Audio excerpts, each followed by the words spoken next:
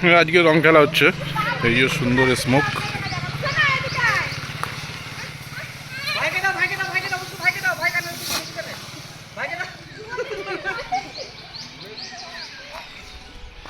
এই যে সবাই রং খেলছে, ভাই বোন সবাই আছে। এই যে বসে আছে আমার বাবা, কাকু, কাকি, এই যে আমার বউ।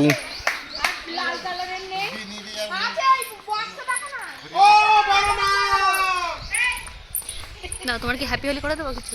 হ্যাঁ, দাঁড়াও, আমার আবির কই? এ ভাই দাও তো একটু।